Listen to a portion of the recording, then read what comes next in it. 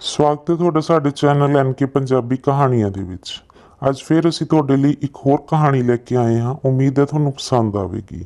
ਮੈਂ ਆਪਣੇ ਮਾਲਕ ਸਾਹਮਣੇ ਖੜਾ ਉਹਨਾਂ ਤੋਂ ਛੁੱਟੀ ਦੀ ਅਪੀਲ ਕਰ ਰਿਹਾ ਸੀ। ਮੈਂ ਬੋਲਿਆ, ਸਾਹਿਬ ਜੀ, ਬਸ ਇੱਕ ਹਫ਼ਤੇ ਦੀ ਗੱਲ ਹੈ, ਤੁਸੀਂ ਮੈਨੂੰ ਮੇਰੇ ਪਿੰਡ ਜਾਣ ਦੀ ਇਜਾਜ਼ਤ ਦੇ ਦਿਓ। ਮੇਰੀ ਪਤਨੀ ਦੀ ਡਿਲੀਵਰੀ ਇਸੇ ਹਫ਼ਤੇ ਹੋਣ ਵਾਲੀ ਹੈ। ਮੈਂ ਚਾਹੁੰਦਾ ਹਾਂ ਕਿ ਇਸ ਔਖੀ ਘੜੀ 'ਚ ਮੈਂ ਆਪਣੀ ਪਤਨੀ ਦੇ ਨਾਲ ਰਹਾਂ। ਮਾਲਕ ਕਿਸੇ ਡੂੰਘੀ ਸੋਚ 'ਚ ਡੁੱਬਿਆ ਹੋਇਆ ਸੀ। ਆਖਣ ਲੱਗਿਆ, ਤੇਰੇ ਜਾਣ ਨਾਲ ਮੇਰਾ ਬਹੁਤ ਨੁਕਸਾਨ ਹੋ ਜਾਵੇਗਾ। ਇਹ ਦੱਸ ਮੈਂ ਤੈਨੂੰ ਕਿਵੇਂ ਜਾਣ ਦੇਵਾਂ। ਮੈਂ ਬਹੁਤ ਪਰੇਸ਼ਾਨ ਹੋਇਆ ਤੇ ਬੋਲਿਆ, ਮਾਲਕ, ਕਿਹੋ ਜਿਹਾ ਨੁਕਸਾਨ? ਮੈਂ ਤਾਂ ਇੱਕ ਛੋਟਾ ਜਿਹਾ ਡਰਾਈਵਰ ਹਾਂ। ਮਾਲਕ ਨੇ ਆਪਣੇ ਆਸੇ-ਪਾਸੇ ਦੇਖਿਆ ਤੇ ਆਖਣ ਲੱਗੇ, ਮੇਰੇ ਕੋਲ ਇੱਕ ਬਹੁਤ ਵੱਡਾ ਰਾਜ ਹੈ। ਜੇਕਰ ਤੈਨੂੰ ਪਤਾ ਲੱਗ ਜਾਵੇਗਾ ਤਾਂ ਤੈਨੂੰ ਯਕੀਨ ਹੋ ਜਾਵੇਗਾ ਕਿ ਤੂੰ ਕਿੰਨਾ ਖਾਸ ਹੈ। ਮੈਂ ਬੋਲਿਆ, ਮੈਨੂੰ ਵੀ ਦੱਸੋ, ਅਜਿਹੀ ਕੀ ਗੱਲ ਹੈ?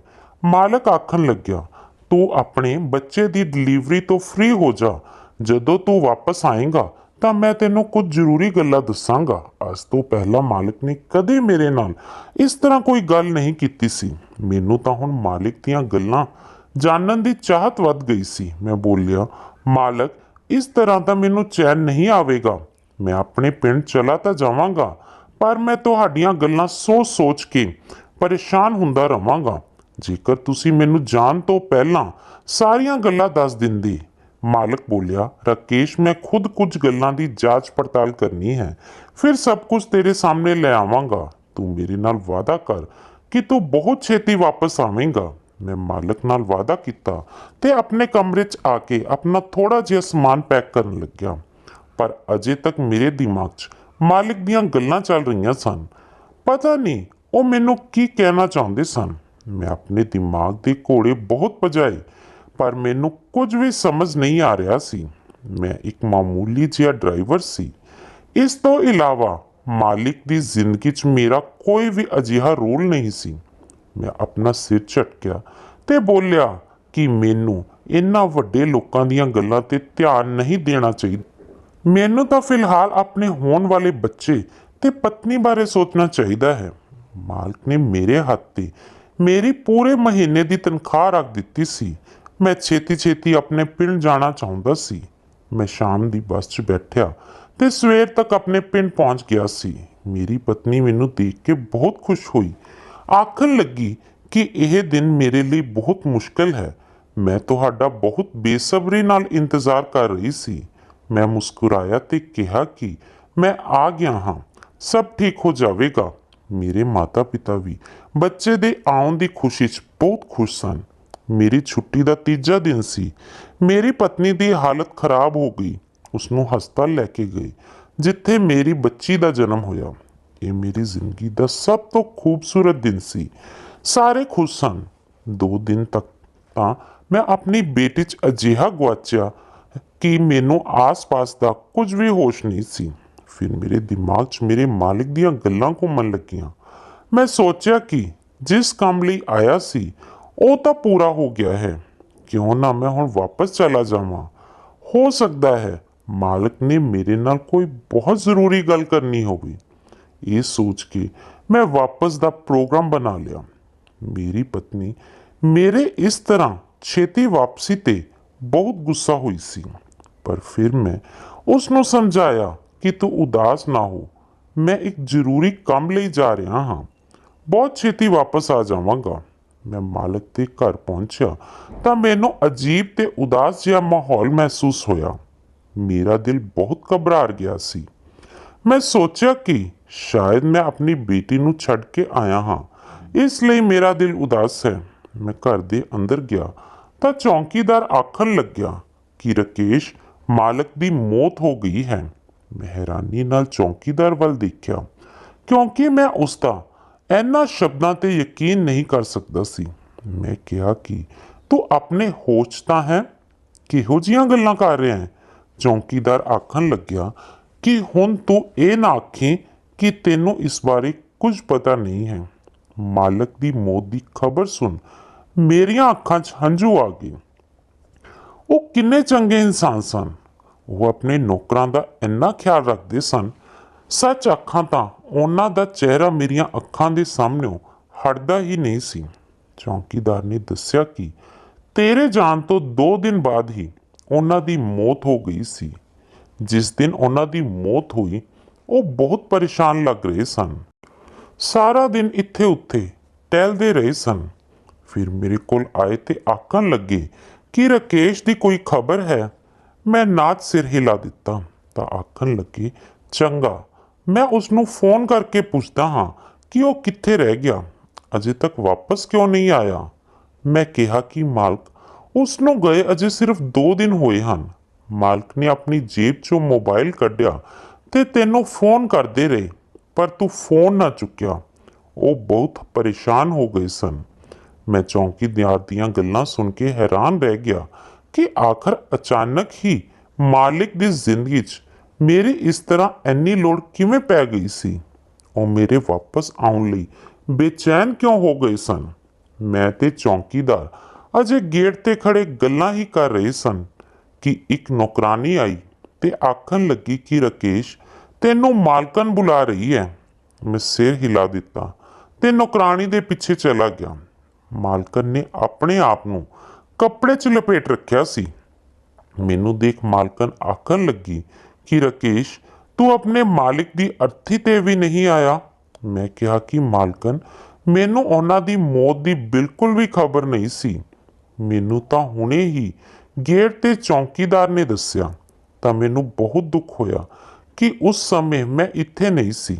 ਮਾਲਕਨ ਆਖਣ ਲੱਗੀ ਕਿ ਤੇਰੇ ਘਰ ਬੱਚੇ ਨੇ ਜਨਮ ਲੈ ਲਿਆ ਹੈ। ਮੈਂ ਕਿਹਾ, ਜੀ ਮਾਲਕਨ, ਭਗਵਾਨ ਦੀ ਕਿਰਪਾ ਨਾਲ ਘਰੇ ਬੇਟੀ ਦਾ ਜਨਮ ਹੋਇਆ ਹੈ। ਉਹ ਆਖਣ ਲੱਗੀ ਕਿ ਤੈਨੂੰ ਬਹੁਤ ਬਹੁਤ ਵਧਾਈਆਂ। ਜੇਕਰ ਤੈਨੂੰ 1 ਹਫ਼ਤੇ ਦੀ ਹੋਰ ਛੁੱਟੀ ਚਾਹੀਦੀ ਹੈ ਤਾਂ ਮੈਂ ਹੋਰ ਦੇਣ ਲਈ ਤਿਆਰ ਹਾਂ।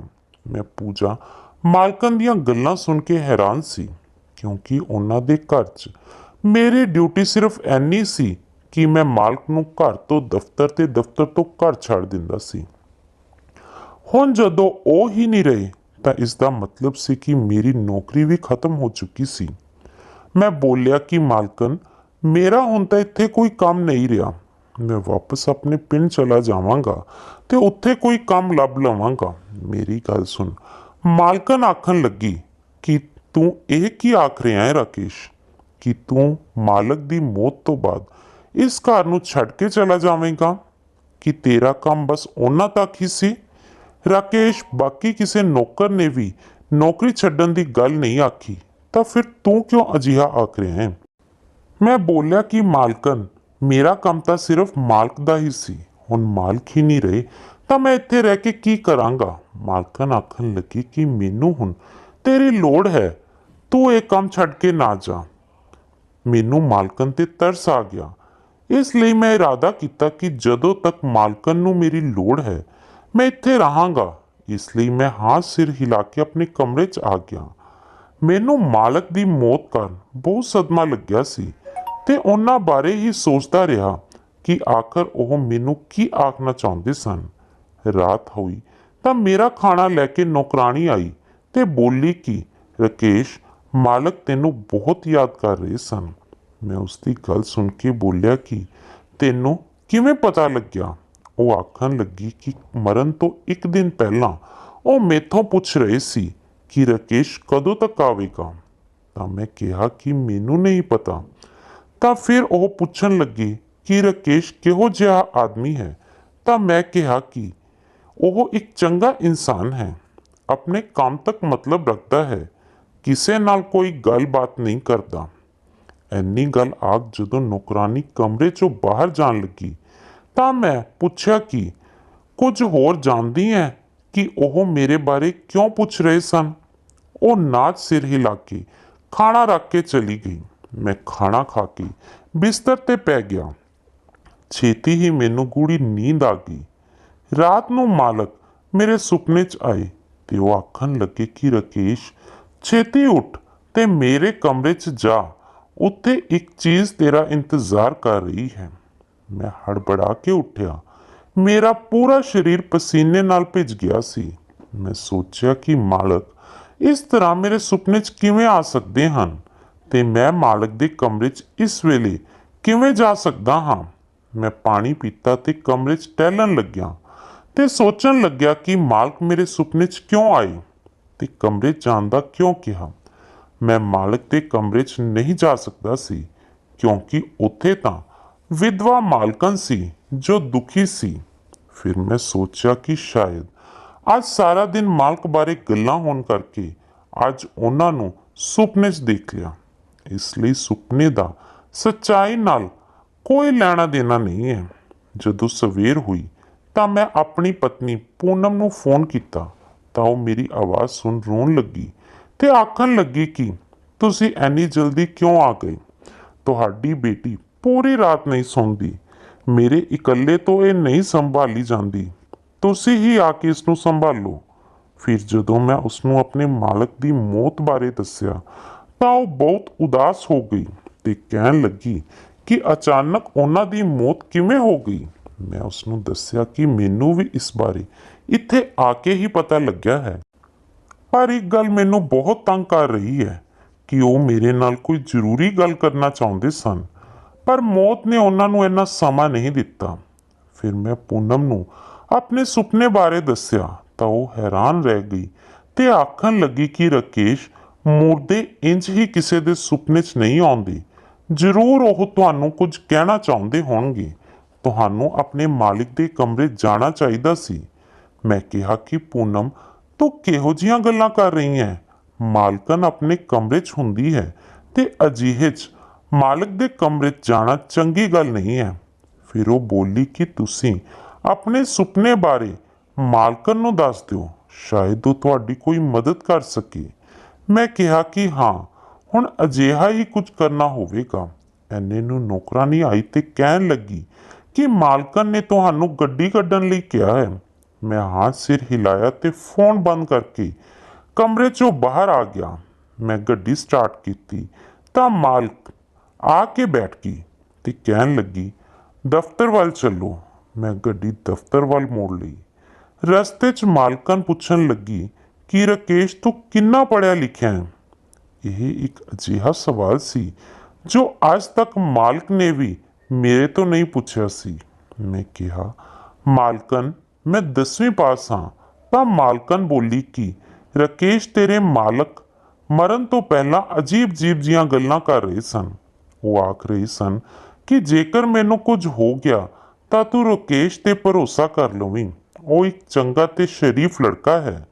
ਉਸ ਦੀ ਪੜ੍ਹਾਈ ਲਿਖਾਈ ਘੱਟ ਹੈ, ਪਰ ਦਫ਼ਤਰ ਦੇ ਮਾਮਲੇ 'ਚ ਤੂੰ ਉਸ ਤੋਂ ਮਦਦ ਲੈ ਸਕਦੀ ਹੈ। ਤੈਨੂੰ ਪਰੇਸ਼ਾਨ ਨਹੀਂ ਹੋਣਾ ਪਵੇਗਾ। ਰਾਕੇਸ਼, ਸੱਚੀ ਮੈਨੂੰ ਇਸ ਬਿਜ਼ਨਸ ਦੀ ਕੋਈ ਸਮਝ ਨਹੀਂ ਹੈ। ਮੈਂ ਇਹ ਕਿਵੇਂ ਸੰਭਾਲਾਂ। ਮੇਰੇ ਤਾਂ ਕੋਈ ਅੱਗੇ ਪਿੱਛੇ ਵੀ ਨਹੀਂ ਹੈ। ਹੁਣ ਤੈਨੂੰ ਹੀ ਆਪਣੇ ਮਾਲਕ ਦੀ ਵਸੀਅਤ 'ਤੇ ਅਮਲ ਕਰਨਾ ਹੋਵੇਗਾ ਤੇ ਮੇਰੀ ਮਦਦ ਕਰਨੀ ਹੋਵੇਗੀ। ਮੈਂ ਕਿਹਾ ਕਿ ਮਾਲਕਨ, ਮੈਂ ਪਿੰਡ ਦਾ ਰਹਿਣ ਵਾਲਾ ਹਾਂ। ਮੈਂ ਪੜ੍ਹਿਆ ਲਿਖਿਆ ਵੀ ਘੱਟ ਹਾਂ ਤੇ ਬਿਜ਼ਨਸ ਵਗੈਰਾ ਬਾਰੇ ਕੋਈ ਜਾਣਕਾਰੀ ਨਹੀਂ ਹੈ। ਮੈਂ ਤੁਹਾਡੀ ਮਦਦ ਕਿਵੇਂ ਕਰ ਸਕਾਂਗਾ। ਮਾਲਕਨ ਨੇ ਕਿਹਾ ਕਿ ਦੇਖੋ ਰਾਕੇਸ਼, ਇਹ ਤੇਰੇ ਮਾਲਕ ਦੀ ਵਸੀਅਤ ਹੈ। ਤੇਰਾ ਕੰਮ ਬਸ ਇੰਨਾ ਹੋਵੇਗਾ ਕਿ ਤੂੰ ਆਪਣੇ ਮਾਲਕ ਦੀ ਕੁਰਸੀ ਤੇ ਜਾ ਕੇ ਬੈਠ ਜਾਇਆ ਕਰੇਗਾ। ਹਰ ਕੰਮ ਤੇ ਨਜ਼ਰ ਰੱਖੇਗਾ, ਬਾਕੀ ਕੰਮ ਮੈਨੇਜਰ ਦੇਖ ਲਵੇਗਾ। ਮੈਂ ਅਜੇ ਆਪਣੇ ਪਤੀ ਦੀਆਂ ਅਸਥੀਆਂ ਨੂੰ ਨਹੀਂ ਵਹਾਇਆ ਤੇ ਉਹਨਾਂ ਦੀ 13ਵੀਂ ਹੋਣ ਤੋਂ ਬਾਅਦ ਹੀ ਮੈਂ ਕੋਈ ਕੰਮ ਦੇਖਾਂਗੀ ਕਿ ਮੈਂ ਅੱਗੇ ਕੀ ਕਰਨਾ ਹੈ। ਤੇ ਤੂੰ ਸੋਚ ਵੀ ਨਹੀਂ ਸਕਦਾ ਕਿ ਮਾਲਕ ਦੀ ਕੁਰਸੀ ਤੇ ਬੈਠਣ ਨਾਲ ਹੀ ਤੇਰੀ ਤਨਖਾਹ ਲੱਖਾਂ ਰੁਪਏ ਹੋ ਜਾਵੇਗੀ।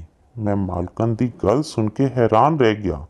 ਅਜਿਹਾ ਲੱਗ ਰਿਹਾ ਸੀ ਕਿ ਮੇਰੀ ਲਾਟਰੀ ਲੱਗ ਗਈ ਹੈ। ਮੇਰੀ ਬੇਟੀ ਕੋਮਲ ਮੇਰੇ ਲਈ ਬਹੁਤ ਖੁਸ਼ਕਿਸਮਤ ਸਾਬਤ ਹੋਈ ਸੀ।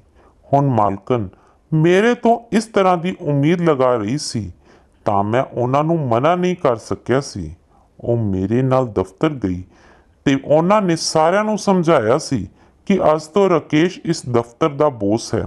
ਮਾਲਕਨ ਦੀ ਗੱਲ ਸੁਣ ਸਾਰੇ ਵਰਕਰ ਮੈਨੂੰ ਅਜੀਬ ਜਿਹੀਆਂ ਨਜ਼ਰਾਂ ਨਾਲ ਦੇਖ ਰਹੇ ਸਨ ਕਿਉਂਕਿ ਖੜੇ ਖੜੇ ਹੀ ਮੇਰੀ ਹੈਸੀਅਤ ਬਦਲ ਗਈ ਸੀ। ਮੈਂ ਇੱਕ ਮਾਮੂਲੀ ਜਿਹੇ ਡਰਾਈਵਰ ਤੋਂ ਇੱਕ ਬਹੁਤ ਵੱਡੀ ਕੰਪਨੀ ਦਾ ਮਾਲਕ ਬਣ ਗਿਆ ਸੀ। ਮੈਂ ਰੋਜ਼ਾਨਾ ਦਫ਼ਤਰ ਆਉਣ ਲੱਗਿਆ ਤੇ ਸਾਰੇ ਮੇਰੇ ਹੁਕਮ ਅਨੁਸਾਰ ਚੱਲਣ ਲੱਗੇ। ਕਿਸੇ ਨੂੰ ਕੋਈ ਵੀ ਕੰਮ ਹੁੰਦਾ ਸਾਰੇ ਆ ਕੇ ਮੇਰੇ ਤੋਂ ਹੀ ਇਜਾਜ਼ਤ ਲੈਂਦੇ।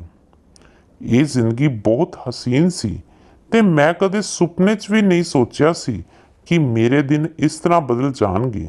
ਮੈਂ ਆਪਣੀ ਤਰੱਕੀ ਬਾਰੇ ਆਪਣੀ ਪਤਨੀ ਪੂਨਮ ਨੂੰ ਦੱਸਿਆ ਤਾਂ ਉਹ ਫੁੱਲੀ ਨਹੀਂ ਸਮਾ ਰਹੀ ਸੀ। ਉਹ ਆਖਣ ਲੱਗੀ ਕਿ ਹੁਣ ਤਾਂ ਤੁਹਾਡੀ ਤਨਖਾਹ ਵੀ ਵਧੀਆ ਹੋ ਗਈ ਹੈ, ਹੁਣ ਤਾਂ ਮੈਨੂੰ ਆਪਣੇ ਕੋਲ ਬੁਲਾ ਲਿਓ। ਮੈਂ ਕਿਹਾ, ਕਿਉਂ ਨਹੀਂ, ਮੈਂ ਬਹੁਤ ਜਲਦ ਤੈਨੂੰ ਆਪਣੇ ਕੋਲ ਬੁਲਾਵਾਂਗਾ, ਪਰ ਇੱਕ ਪਰੇਸ਼ਾਨੀ ਹੈ, ਉਹ ਖਤਮ ਹੋ ਜਾਵੇਗੀ ਤਾਂ ਤੈਨੂੰ ਬੁਲਾ ਲਵਾਂਗਾ। ਮੇਰੀ ਪਤਨੀ ਨੇ ਪੁੱਛਿਆ ਕਿ ਕੀ ਪਰੇਸ਼ਾਨੀ ਹੈ? ਤਾਂ ਮੈਂ ਕਿਹਾ, ਕੁਝ ਨਹੀਂ, ਦਫ਼ਤਰ ਦਾ ਹੀ ਕੋਈ ਕੰਮ ਹੈ, ਉਹ ਜਦੋਂ ਹੋ ਜਾਵੇਗਾ ਤਾਂ ਤੈਨੂੰ ਬੁਲਾ ਲਵਾਂਗਾ। ਮੇਰੀ ਸਭ ਤੋਂ ਵੱਡੀ ਉਲਝਣ ਮੇਰਾ ਸੁਪਨਾ ਸੀ। ਮੈਨੂੰ ਹਰ ਰਾਤ ਸੁਪਨੇ 'ਚ ਮਾਲਕ ਨਜ਼ਰ ਆਉਂਦੇ ਸੀ ਤੇ ਆਖਦੇ ਸੀ ਕਿ ਮੇਰੇ ਕਮਰੇ 'ਚ ਜਾ, ਪਰ ਮੈਂ ਕਿਵੇਂ ਜਾ ਸਕਦਾ ਸੀ? ਕਿਤੇ ਮਾਲਕਨ ਮੈਨੂੰ ਅੱਧੀ ਰਾਤ ਨੂੰ ਕਮਰੇ 'ਚ ਦੇਖ ਗੁੱਸੇ ਹੋ ਗਈ ਤਾਂ ਮੇਰੀ ਹੈਸੀਅਤ ਹੀ ਨਾ ਖੋ ਲਵੇ। ਇਸ ਤਰ੍ਹਾਂ ਤਾਂ ਮੇਰੀ ਲੱਖਾਂ ਦੀ ਤਨਖਾਹ ਵੀ ਖਤਰੇ 'ਚ ਪੈ ਸਕਦੀ ਸੀ। ਇਸ ਲਈ ਮੈਂ ਹਰ ਰਾਤ ਆਪਣੇ ਸੁਪਨੇ ਨੂੰ ਦਬਾ ਦਿੰਦਾ। ਮੈਨੂੰ ਦਫ਼ਤਰ ਜੁਆਇਨ ਕੀਤੇ ਪੂਰਾ ਮਹੀਨਾ ਹੋ ਗਿਆ ਤੇ ਹੁਣ ਤਾਂ ਮੇਰੀ ਤਨਖਾਹ ਵੀ ਮੇਰੇ ਹੱਥ ਆ ਗਈ ਸੀ। ਮੈਂ ਖੁਸ਼ੀ 'ਚ ਫੁੱਲਿਆ ਨਹੀਂ ਸਮਾ ਰਿਹਾ ਸੀ। ਇੱਕ ਦਿਨ ਮੈਂ ਦਫ਼ਤਰ 'ਚ ਬੈਠਾ ਸੀ ਕਿ ਮਾਲਕਨ ਦਾ ਫੋਨ ਆਇਆ ਕਿ ਛੇਤੀ ਘਰ ਆ ਜਾ, ਮੈਂ ਤੈਨੂੰ ਇੱਕ ਚੀਜ਼ ਦਿਖਾਉਣੀ ਹੈ। ਮੈਂ ਪਰੇਸ਼ਾਨ ਹੋ ਗਿਆ ਕਿ ਆਖਰ ਅਜਿਹੀ ਕੀ ਗੱਲ ਹੈ ਜੋ ਮਾਲਕਨ ਮੈਨੂੰ ਇੰਨੀ ਐਮਰਜੈਂਸੀ 'ਚ ਬੁਲਾ ਰਹੀ ਹੈ। ਮੈਂ ਛੇਤੀ ਛੇਤੀ ਘਰ ਪਹੁੰਚਿਆ ਤਾਂ ਮਾਲਕਨ ਵਿਹੜੇ 'ਚ ਬੈਠੀ ਰੋ ਰਹੀ ਸੀ। ਇਹ ਦੇਖ ਮੈਂ ਘਬਰਾ ਗਿਆ। ਮੈਂ ਕਿਹਾ ਕਿ ਮਾਲਕਨ, ਕੀ ਗੱਲ ਹੋ ਗਈ? ਤੁਸੀਂ ਇਸ ਤਰ੍ਹਾਂ ਕਿਉਂ ਰੋ ਰਹੇ ਹੋ? ਮਾਲਕਨ ਨੇ ਮੇਰੇ ਸਾਹਮਣੇ ਇੱਕ ਕਾਗਜ਼ ਰੱਖ ਦਿੱਤਾ। ਉਹ ਆਖਣ ਲੱਗੀ ਕਿ ਅੱਜ ਆਪਣੇ ਕਮਰੇ ਸਫਾਈ ਕਰਵਾ ਰਹੀ ਸੀ ਤਾਂ ਉੱਥੇ ਇਹ ਚਿੱਠੀ ਮਿਲੀ। ਇਹ ਤੇਰੇ ਨਾਂ ਹੈ, ਰਾਕੇਸ਼, ਇਹ ਮੇਰੇ ਪਤੀ ਨੇ ਲਿਖੀ ਹੈ। ਮੈਂ ਕੰਬਦੇ ਹੱਥਾਂ ਨਾਲ ਉਹ ਚਿੱਠੀ ਫੜੀ।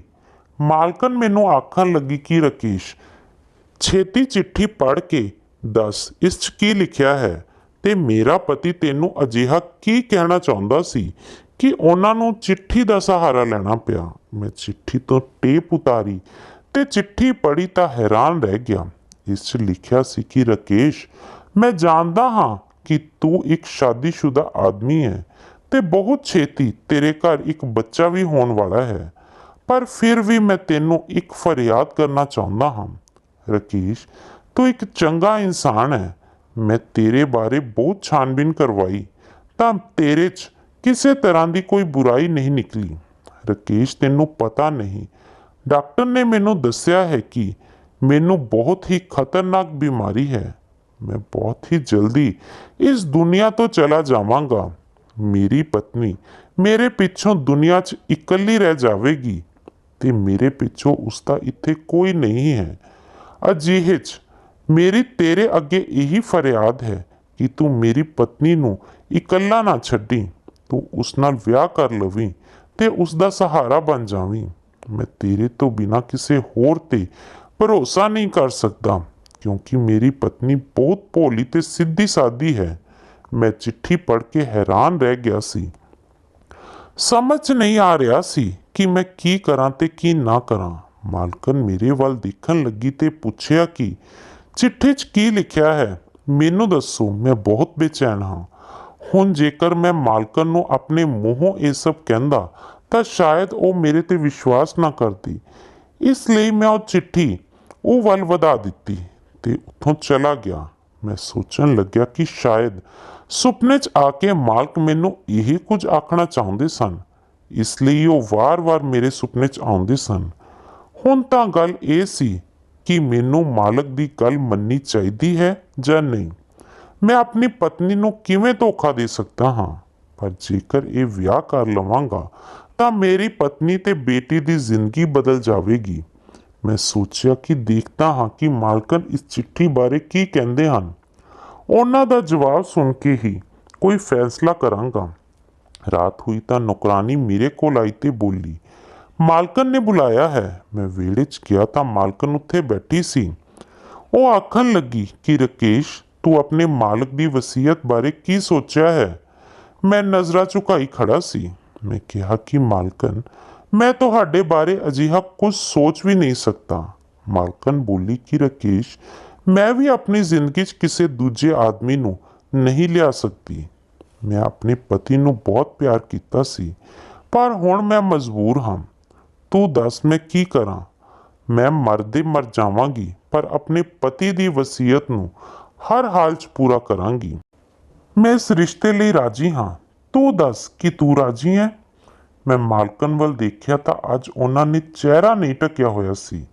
ਉਹ ਬਹੁਤ ਹੀ ਹਸੀਨ ਔਰਤ ਸੀ, ਉਮਰ ਵੀ ਮੇਰੇ ਜਿੰਨੀ ਹੋਵੇਗੀ। ਮੈਂ ਕਿਹਾ, ਮਾਲਕਨ ਸੋਚ ਕੇ ਦੱਸਾਂਗਾ। ਐਨਾ ਆਖ ਮੈਂ ਕਮਰੇ 'ਚ ਵਾਪਸ ਆ ਗਿਆ। ਮਾਲਕ ਦੀ ਚਿੱਠੀ ਮੈਨੂੰ ਮਿਲ ਚੁੱਕੀ ਸੀ ਤੇ ਅੱਜ ਸਾਰਾ ਸੱਚ ਮੇਰੇ ਸਾਹਮਣੇ ਸੀ। ਉਹ ਹੁਣ ਮੇਰੇ ਸੁਪਨੇ 'ਚ ਨਹੀਂ ਆਉਣਗੇ। ਪਰ ਰਾਤ ਨੂੰ ਫਿਰ ਉਹੀ ਸੁਪਨਾ ਆਇਆ ਤੇ ਮਾਲਕ ਮੈਨੂੰ ਆਪਣੇ ਕਮਰੇ 'ਚ ਜਾਣ ਲਈ ਆਖਣ ਲੱਗੀ। ਅਚਾਨਕ ਮੇਰੀ ਅੱਖ ਖੁੱਲ ਗਈ ਤੇ ਉੱਠ ਕੇ ਬੈਠ ਗਿਆ। ਮੈਂ ਹੈਰਾਨ ਸੀ ਕਿ ਇਹ ਕੀ ਹੋ ਰਿਹਾ ਹੈ। ਮੈਂ ਹਿੰਮਤ ਕਰਕੇ ਉੱਠਿਆ ਤੇ ਮਾਲਕਨ ਦੇ ਕਮਰੇ ਦੇ ਦਰਵਾਜ਼ੇ ਨੂੰ ਬਿਨਾਂ ਖੜਕਾਏ ਹੀ ਕਮਰੇ ਦਾ ਦਰਵਾਜ਼ਾ ਖੋਲ੍ਹ ਦਿੱਤਾ। ਸਾਹਮਣੇ ਦਾ ਦ੍ਰਿਸ਼ ਦੇਖ ਕੇ ਤਾਂ ਮੇਰੇ ਪੈਰਾਂ ਹੇਠੋਂ ਜ਼ਮੀਨ ਨਿਕਲ ਗਈ। ਇਸ ਦੌਰਾਨ ਜਿਵੇਂ ਹੀ ਮਾਲਕਨ ਦੀ ਨਜ਼ਰ ਮੇਰੇ ਤੇ ਪਈ ਤਾਂ ਉਹ ਕੰਬਣ ਲੱਗੀ। ਉਹ ਭੱਜ ਕੇ ਮੇਰੇ ਕੋਲ ਆਈ ਤੇ ਮੇਰਾ ਹੱਥ ਫੜ ਆਖਣ ਲੱਗੀ ਕਿ ਰਾਕੇਸ਼, ਮੈਂ ਤੈਨੂੰ ਬਹੁਤ ਪਿਆਰ ਕਰਦੀ ਹਾਂ। ਇਸ ਰਾਜ ਨੂੰ ਰਾਜ ਰਹਿਣ ਦੇ। ਅਸੀਂ ਦੋਵੇਂ ਵਿਆਹ ਕਰ ਲਵਾਂਗੇ ਤਾਂ ਮੈਂ ਸਾਰੀ ਜਾਇਦਾਦ ਤੇਰੇ ਨਾਂ ਕਰ ਦੇਵਾਂਗੀ। ਬਸ ਤੂੰ ਅੱਜ ਜੋ ਇੱਥੇ ਦੇਖਿਆ ਸਮਝ ਕਿ ਕਦੇ ਦੇਖਿਆ ਹੀ ਨਹੀਂ। ਤੂੰ ਇਸ ਨੂੰ ਨਜ਼ਰ ਅੰਦਾਜ਼ ਕਰਕੇ ਅੱਖਾਂ ਫੇਰ ਲੈ। ਮੈਂ ਕਿਹਾ, ਮਾਲਕਨ ਇਹ ਸਭ ਕੀ ਹੈ? ਮੈਂ ਸਭ ਕੁਝ ਸੱਚ-ਸੱਚ ਜਾਣਨਾ ਹੈ। ਮਾਲਕਨ ਬਹੁਤ ਡਰੀ ਹੋਈ ਸੀ। ਉਹ ਬੋਲੀ ਕਿ ਰਾਕੇਸ਼, ਮੈਂ ਕਰੋੜਪਤੀ ਬਾਪ ਦੀ ਇਕਲੌਤੀ ਔਲਾਦ ਸੀ। ਉਹਨਾਂ ਮੇਰਾ ਵਿਆਹ ਆਪਣੇ ਦਫ਼ਤਰ ਦੇ ਇੱਕ ਵਰਕਰ ਨਾਲ ਕਰ ਦਿੱਤਾ ਸੀ। ਇਹ ਸਾਰਾ ਰੁਪਇਆ ਪੈਸਾ ਤੇਰੇ ਮਾਲਕ ਦਾ ਨਹੀਂ, ਸਗੋਂ ਮੇਰਾ ਸੀ। ਮੈਨੂੰ ਵੀ ਇਸ ਇਨਸਾਨ ਨਾਲ ਪਿਆਰ ਹੋ ਗਿਆ ਸੀ, ਇਸ ਲਈ ਵਿਆਹ ਕਰ ਲਿਆ ਤੇ ਮੈਂ ਤੇ ਰਾਜੀਵ ਇੱਕ ਦੂਜੇ ਨਾਲ ਬਹੁਤ ਖੁਸ਼ ਸਾਂ। ਰਾਜੀਵ ਹਰ ਤਰ੍ਹਾਂ ਨਾਲ ਇੱਕ ਚੰਗਾ ਪਤੀ ਸਾਬਤ ਹੋਇਆ ਸੀ। ਮੇਰੀ ਜ਼ਿੰਦਗੀ ਬਹੁਤ ਚੰਗੀ ਲੱਗ ਰਹੀ ਸੀ। ਪਰ ਫਿਰ ਰਾਜੀਵ ਨੇ ਤੈਨੂੰ ਆਪਣੇ ਡਰਾਈਵਰ ਦੀ ਨੌਕਰੀ ਤੇ ਰੱਖ ਲਿਆ। ਤੈਨੂੰ ਦੇਖਿਆ ਤਾਂ ਮੈਂ ਤੈਨੂੰ ਪਸੰਦ ਕਰਨ ਲੱਗੀ। ਮੈਂ ਤੇਰੇ ਵੱਲੋਂ ਆਪਣਾ ਧਿਆਨ ਹਟਾਉਣ ਦੀ ਬਹੁਤ ਕੋਸ਼ਿਸ਼ ਕੀਤੀ ਤੇ ਕਈ ਸਾਲ ਖੁਦ ਤੇ ਬਹੁਤ ਕਾਬੂ ਕੀਤਾ, ਪਰ ਹੁਣ ਤੇਰੇ ਤੋਂ ਹੋਰ ਜ਼ਿਆਦਾ ਦੂਰ ਨਹੀਂ ਰਹਿ ਸਕਦੀ ਸੀ। ਇਸ ਲਈ ਮੈਂ ਰਾਜੀਵ ਨੂੰ ਰਸਤੇ ਤੋਂ ਹਟਾਉਣ ਦਾ ਫੈਸਲਾ ਕੀਤਾ। ਪਰ ਪਤਾ ਨਹੀਂ ਕਿਵੇਂ ਰਾਜੀਵ ਨੂੰ ਇਸ ਬਾਰੇ ਪਤਾ ਲੱਗ ਗਿਆ।